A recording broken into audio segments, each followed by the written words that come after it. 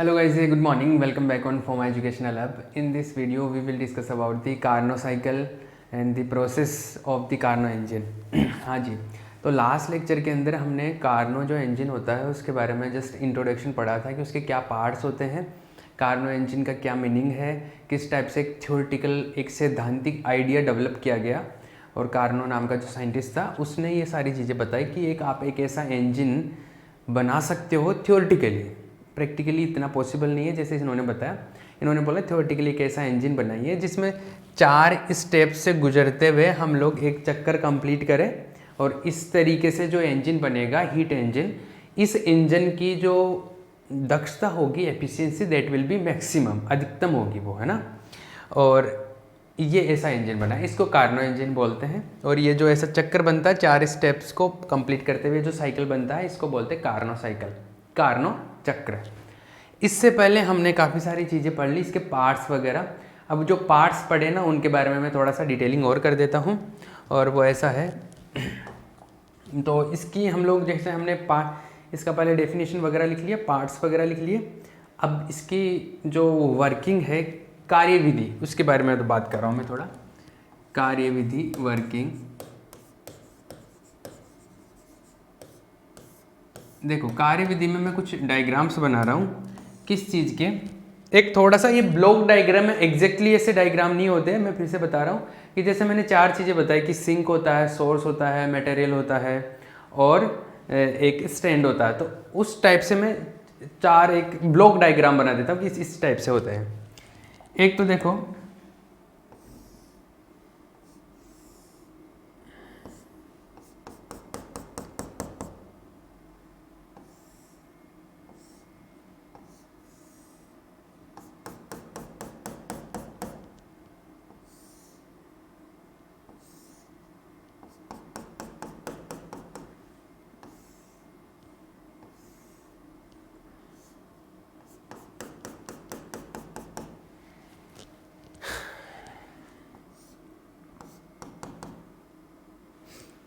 ये है पिस्टन बोलते हैं इसको। जो मटेरियल भरा जाता है ना, जो वो आप जो भी फ्यूल डालते हो वो इसके अंदर रहता है।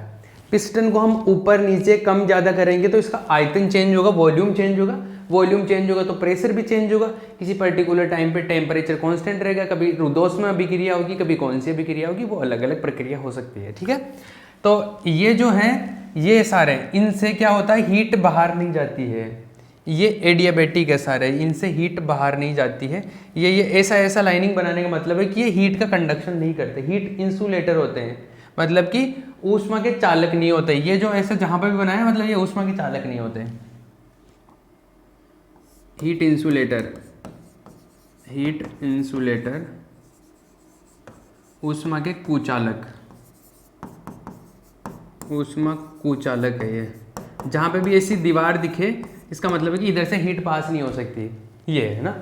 एक मैं बना रहा हूं, जैसे सोर्स बना देता हूं।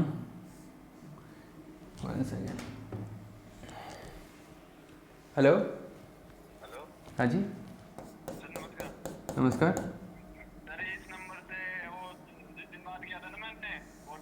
मैं थोड़ी देर बाद में बात करता हूँ, मैं रिकॉर्डिंग कर रहा हूँ। ओके।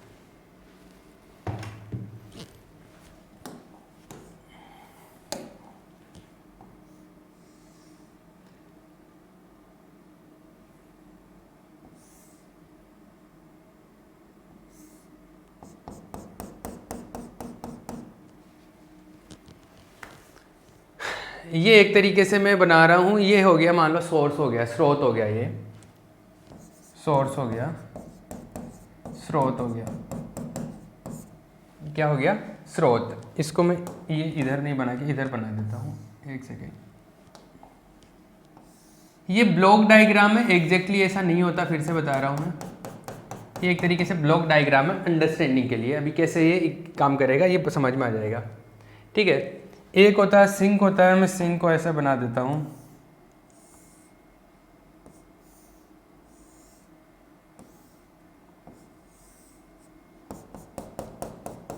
ये सिंक है,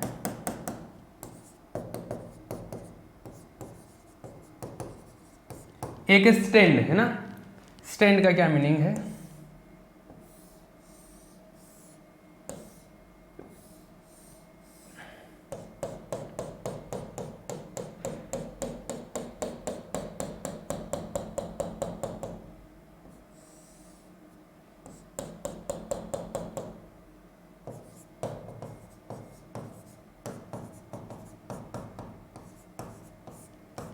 स्टैंड, ठीक है। ये चार चीजें हैं। अब ये अभी तो ब्लॉक डायग्राम है, अभी आपको समझ में नहीं आएगा कि इस तरीके से कैसे बनाया है। वैसे एग्जैक्टली ऐसा तो होता नहीं कि सोर्स इस तरीके से होता है, स्टैंड ऐसे होता है, ऐसा कुछ नहीं है। ये जो है एक थ्योरी डेवलप करने के लिए बनाए गए हैं। किस तरीके से अभी मैं एक्सप्लेन करूंगा जब क्रियाविधि के में पॉइंट्स बनाएंगे ना हम लोग उसमें, ठीक है। तो सबसे पहले तो आप ये क्रियाविधि के अंदर कार्यविधि है, क्रियाविधि जो भी है, वर्किंग प्रोसेस, वर्किंग, तो इसके अंदर ये चार डायग्राम बना लो और इसके नीचे फिर हम लोग एक एक को स्टेप बाय स्टेप हम लोग बात करते हैं कि किस तरीके से इनको काम में लेते हुए हम लोग इस पूरा प्रोसेस को कंप्लीट करते हैं।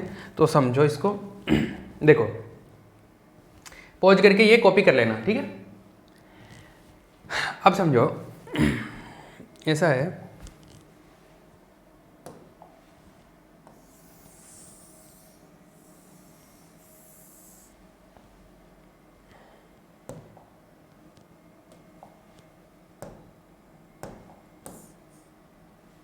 देखो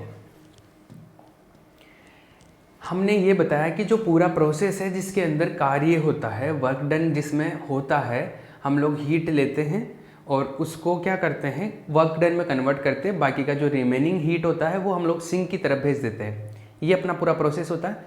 ये पूरा प्रोसेस 4 स्टेप में होता है और जो 4 स्टेप में यहाँ से स्टार्ट होंगे, यहाँ जाएंगे, फिर यहाँ जाएंगे, फिर ये वापस आएंगे, फिर यहाँ जाएंगे। ये 4 स्टेप है। इन 4 स्टेप्स को मिला के ये पूरा एक साइकिल बन गया, एक चक्र बन गया। इसको बोलते हैं कार्नो चक्र। ये हमने लिख लिया था, है ना। तो कार्नो चक्कर में ये 4 स्टेप होते हैं ना। इन चारों स्टेप्स को हम लोग डिटेल में डिस्कस करते हैं अभी। और वो जो ऊपर वाला पोर्शन है उससे कैसे हेल्प से, उसकी हेल्प से कैसे करते हैं हम लोग, वो दोनों को रिलेट करके पढ़ेंगे भाई। तो देखो कार्नो चक्कर में, कार्नो चक्कर की हमने डेफिनेशन वगैरह पहले लिख ली थी कार्नो साइकिल की। इसमें 4 स्टेप होते हैं, है ना। तो कार्नो चक्र, ये लिखो कार्नो चक्र, कार्नो चक्र हेडिंग लिखो कार्नो चक्र। इसमें निम्न 4 प्रक्रम होते हैं। इसमें निम्न 4 प्रक्रम होते हैं। There are 4 processes in this cycle. There are 4 processes in this cycle. 4 process होते हैं। पहला होता है A to B। मतलब मुझे ये देखो, ये जो डायग्राम है, ये डायग्राम है P और V में, प्रेशर और वॉल्यूम के अंदर ये डायग्राम है। हम लोग यहाँ से स्टार्ट हो रहे हैं, A से स्टार्ट हो रहे हैं, B पे पहुँच रहे हैं। ये दिख रहा है ना एरो का मार्क। फिर B to C आएंगे, फिर C to D आएंगे और फिर D to वापस से A। वापस से जहाँ से स्टार्ट किया था वहीं पे पहुँच गए, तो सेम पॉइंट पे वापस पहुंच जाते हैं। तो इंटरनल एनर्जी में कोई चेंज नहीं होता, आंतरिक ऊर्जा में कोई परिवर्तन नहीं होता। ये हमने पढ़ा था पहले, सब्सटेंस वाले में पढ़ा था, क्रिया जो कार्यकारी पदार्थ होता है उस वाले टॉपिक में ये पढ़ा था। तो पहले A to B ये स्टेप होता है, इसको बोलते हैं आइसोथर्मल एक्सपांसन, समतापी प्रसार। तो पहला जो होता है, पहला जो होता है पार्ट वो होता है समतापी प्रसार। समतापी प्रसार, इसको बोलते हैं isothermal expansion. Isothermal expansion, isothermal expansion. Isothermal expansion का क्या मीनिंग है? एक्सपांसन का मतलब तो है कि प्रसार होगा। एक्सपांसन का मतलब है कि वॉल्यूम में इंक्रीमेंट होगा। प्रसार का मतलब ये होता है वॉल्यूम बढ़ेगा। तो देखो पहले वॉल्यूम, जैसे वॉल्यूम इधर बढ़ रहा है, तो पहले वॉल्यूम यहाँ पे था, अभी वॉल्यूम यहाँ पे आ गया, तो वॉल्यूम इंक्रीज हुआ, प्रसार हुआ, एक्सपांसन हुआ है। तो और टेम्परेचर इस टाइम पर कांस्टेंट रखना है, सम कांस्टेंट टेम्परेचर पे प्रसार करना है। ये टेम्परेचर इसमें रहेगा कांस्टेंट, और इस टेम्परेचर को मैं लिख देता हूँ यहाँ पे T1, ठीक है, ये वाला। इस पूरा प्रोसेस में टेम्परेचर T1 कांस्टेंट रहेगा। सेकंड, दूसरा है जो सेकंड है ये B2C, ये होता है एडियाबेटिक एक्सपांसन, रुदोष्म प्रसार। ये भी प्रसार हो रहा है, वॉल्यूम अब भी बढ़ रहा है, आयतन बढ़ रहा है ना, यहां से यहां देखो बढ़ रहा है, इधर चल रहा है वॉल्यूम, तो प्रसार हो रहा है। और पर ये एडियाबेटिक प्रसार होगा, मतलब रुदोष्म प्रसार, रुदोष्म प्रसार, एडियाबेटिक एक्सपेंशन। थर्ड वन, तीसरा C2D, ये है आइसोथर्मल कंप्रेशन। देखो वॉल्यूम कम हो रहा है तो कंप्रेस कर रहे हैं हम लोग, इसको बोलते हैं कंप्रेशन को, मतलब वॉल्यूम को कम करना, आयतन कम करना, इसको हिंदी में बोलते हैं संपीड़न। तो ये क्या हो, आइसोथर्मल कंप्रेशन। आइसोथर्मल मतलब टेम्परेचर कांस्टेंट रखना, समतापी है ये, टेम्परेचर इस टाइम पे कांस्टेंट रखेंगे, वो टेम्परेचर मान लो T2 है, ये इस सिचुएशन में टेम्परेचर कांस्टेंट रहेगा T2। तो ये हो गया समतापी कंप्रेशन, समतापी संपीड़न, समतापी संपीड़न, इसको बोलते हैं आइसोथर्मल कंप्रेशन। फोर्थ वन, चौथा, ये है D2A, वापस वहीं पे पहुंच जाएंगे, चक्कर कंप्लीट हो जाएगा। ये है तो D2A में क्या कर रहे हैं, एडियाबेटिक है ये, और वॉल्यूम कम हो रहा, तो ये एक कंप्रेशन है, संपीड़न है, और एडियाबेटिक है मतलब रुदोष्म, तो रुदोष्म संपीड़न है ये रुदोष्म संपीड़न, एडियाबेटिक कंप्रेशन, एडियाबेटिक कंप्रेशन।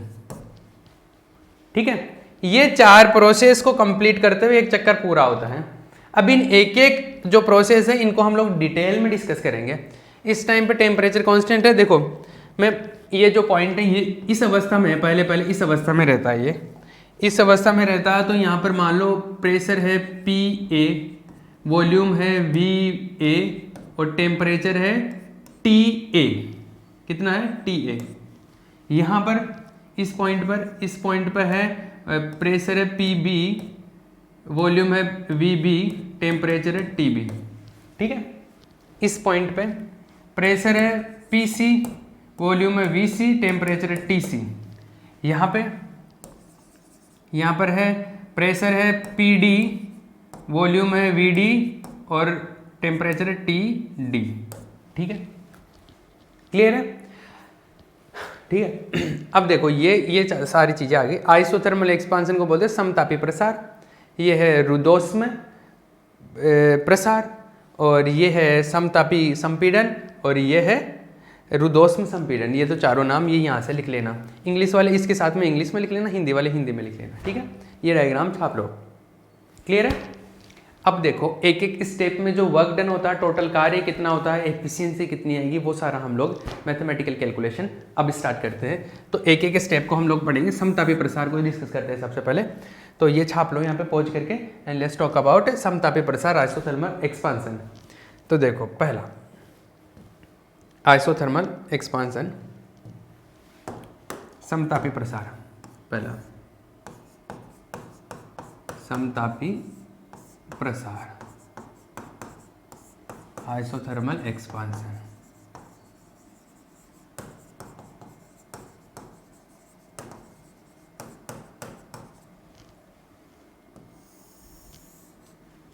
इसमें क्या करते हैं अपने को पता है टेम्परेचर रहेगा इसमें कांस्टेंट, आइसोथर्मल प्रोसेस से टेम्परेचर कांस्टेंट रहेगा। समतापी प्रसार है, वॉल्यूम बढ़ेगा, वॉल्यूम VA से VB हो जाएगा, तो वॉल्यूम इंक्रीज होगा, ये पता है बात। वॉल्यूम बढ़ेगा तो प्रेशर ऑटोमेटिकली कम हो जाएगा। अरे वॉल्यूम बढ़ेगा प्रेशर कम हो जाएगा, क्यों? क्योंकि देखो इस प्रोसेस में टेम्परेचर तो रहेगा कांस्टेंट, तो देखो PV = nRT रहता है, टेम्परेचर रहेगा कांस्टेंट, तो मतलब ये पूरा ही टर्म इधर का कांस्टेंट हो गया, क्योंकि R भी कांस्टेंट होता है, N number of moles, A भी सब कांस्टेंट है, टेम्परेचर कांस्टेंट है, तो PV क्या हो गया, कांस्टेंट हो गया। और PV कांस्टेंट हो गया तो जो V = कांस्टेंट अपॉन P हो गया, मतलब V ∝ 1/P हो गया। तो देखो इधर से इधर आया तो वॉल्यूम कम हुआ तो प्रेशर क्या हो जाएगा, इंक्रीज हो जाएगा। सॉरी, वॉल्यूम इंक्रीज होगा तो प्रेशर डिक्रीज हो जाएगा, प्रेशर इंक्रीज होगा तो उल्टा हो जाएगा। तो यहाँ से यहाँ तक जब वॉल्यूम इंक्रीज हुआ है तो प्रेशर क्या हो जाएगा, डिक्रीज हो जाएगा। तो यहाँ से पता चल रहा है, यहाँ से भी ग्राफ में भी दिख रहा है कि यहाँ से वॉल्यूम बढ़ा है तो प्रेशर क्या हो जाएगा, कम हो जाएगा, लेकिन टेम्परेचर कांस्टेंट रहेगा। ये पूरा प्रोसीजर होगा। ये प्रोसीजर इंजन में कैसे करते हैं पहले समझ लो। इसमें क्या करते हैं, जैसे ये है पिस्टन वाला भाग है ना, इसको इसमें मटेरियल जो होता है ना, कार्यकारी पदार्थ होता है, वर्किंग सब्सटेंस, वो तो इसके अंदर रखा जाता है वो। तो ये क्या है, पिस्टन वाला पार्ट है, ये पिस्टन। तो इसमें क्या होता है, इसको सोर्स के ऊपर रखा जाता है। सोर्स का टेम्परेचर कितना होता है, T1 होता है ना। सोर्स का टेम्परेचर कितना होता है, T1। सिंक का टेम्परेचर कितना होता है, T2 होता है। तो इसको ले जाके इसके सोर्स के ऊपर रख दो। सोर्स के ऊपर रखेंगे तो टेम्परेचर सोर्स का T1 रहता तो T1 ही रहेगा। तो इसको इसके ऊपर ले जाके रख दो और टेम्परेचर रहेगा T1। इसके ऊपर ले जाके रख दिया, टेम्परेचर रहेगा T1, टेम्परेचर रहेगा कांस्टेंट। और इस पिस्टन का इसको ऊपर किसका हो, मतलब वॉल्यूम बढ़ा हो इसका, तो टेम्परेचर रहेगा कांस्टेंट इसके ऊपर रखेंगे तो, और वॉल्यूम करेंगे इंक्रीज, वॉल्यूम इंक्रीज करेंगे। इस प्रोसेस में जो कार्य होगा वो कार्य मेजर करेंगे, वो वर्क डन जो आएगा वो फाइंड आउट करेंगे। ठीक है, तो क्या किया हमने पहले स्टेप में, समताप प्रसार, इसको ले जाके इसके ऊपर रख दिया। ठीक है, तो इसको इसके ले जाके ऊपर रख दिया तो टेम्परेचर T1 कांस्टेंट रहेगा। पता भी चल रहा है कि T1 कांस्टेंट रखना है इस सिस्टम में। तो T1 सोर्स का होता है, स्रोत का होता है। तो लिखो, इसके अंदर लिखो पहला स्टेप कैसे होगा।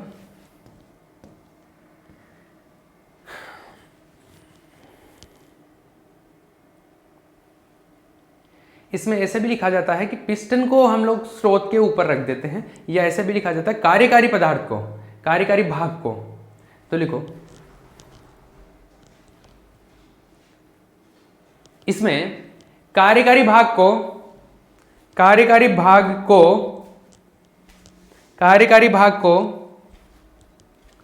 स्रोत के ऊपर रखा जाता है। कार्यकारी भाग को स्रोत के ऊपर रखा जाता है, जिससे संपूर्ण प्रक्रिया में तापमान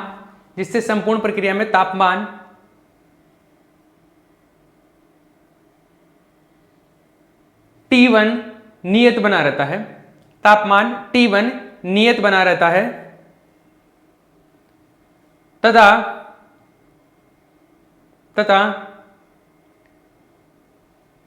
पिस्टन का प्रसार करके आयतन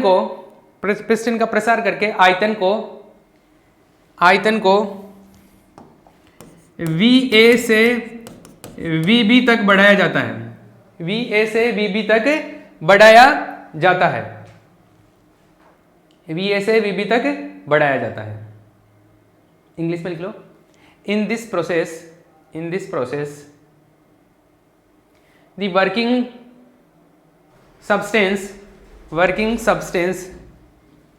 substance के ब्रैकेट में लिख लो piston. the working substance is put on the source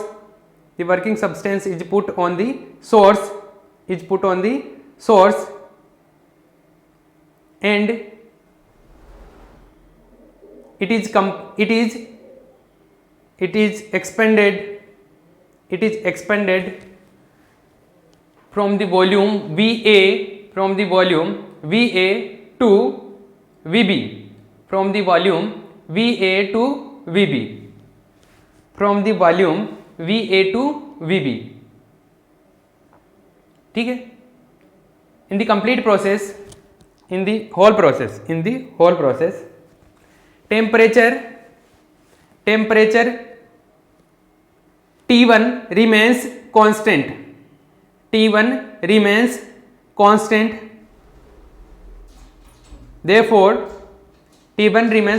therefore this process is an isothermal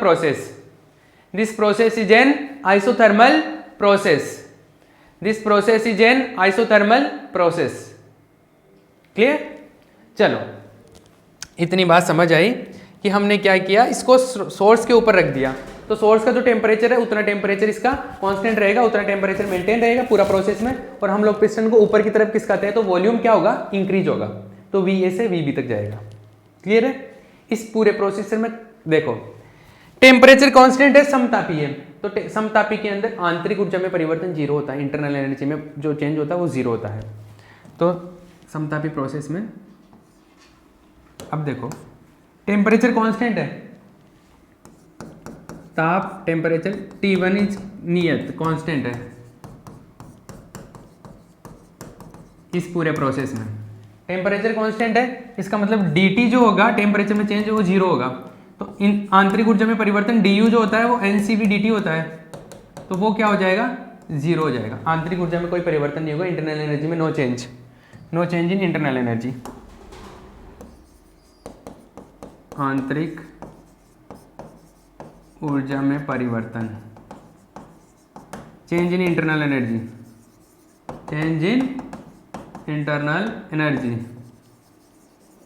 ठीक है, इंटरनल एनर्जी में जीरो चेंज हुआ, ये पहले हम लोग पढ़ चुके हैं प्रोसेस में, तो वहां से भी पता चलता है, तो वो प्रोसेस ध्यान रखना, माइंड में क्लियर होने चाहिए वो चारों प्रोसेस, ठीक है। ये du equals to NCV dt, internal energy में कोई चेंज नहीं होगा, तो फर्स्ट लॉ ऑफ थर्मोडायनेमिक्स से देखो क्या होता है, ऊष्मागतिकी के प्रथम नियम से by first law of thermodynamics,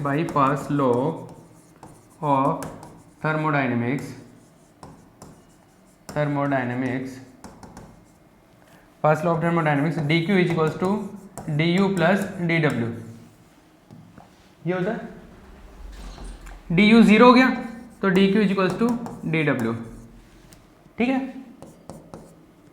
dq is equals to dw, इसका मतलब है कि जो कार्य किया जाएगा, जो भी कार्य किया जाएगा वो हीट में कन्वर्ट होगा, ऊष्मा में कन्वर्ट होगा, हीट के इक्वल होगा एक तरीके से।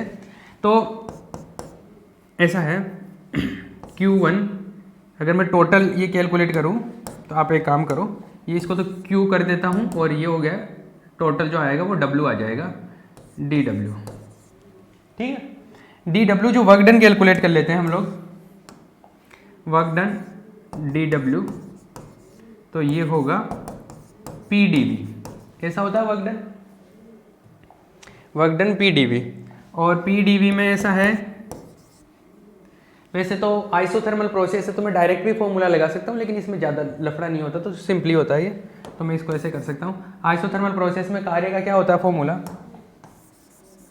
एक सेकेंड, चलो मैं इसको पूरा कैलकुलेट ही कर लेता हूँ, इसको PdV लिख देता हूँ, और ऐसा लिखते, P को ऐसा लिख सकता हूँ ना मैं, PV is equal to nRT होता है, टेम्परेचर कितना है, T1 है, कांस्टेंट है, ये पूरा कांस्टेंट है, तो P का वैल्यू मैं वो लिख सकता हूँ nRT1 अपॉन V, ठीक है, ये 1 हो गया, ये 1 हो गया, ये 2 हो गया, ये 3 हो गया एक तरीके से, तो बाई 1 2 3, ये मैं 2 और 3 से देखो, by 2 and 3, W equals to nRT1 by V dV, ऐसे होगा,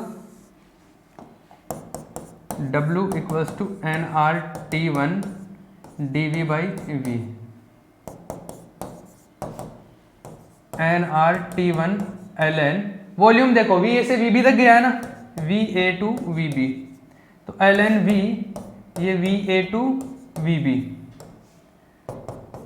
nRT1 ln VB by VA, ये W,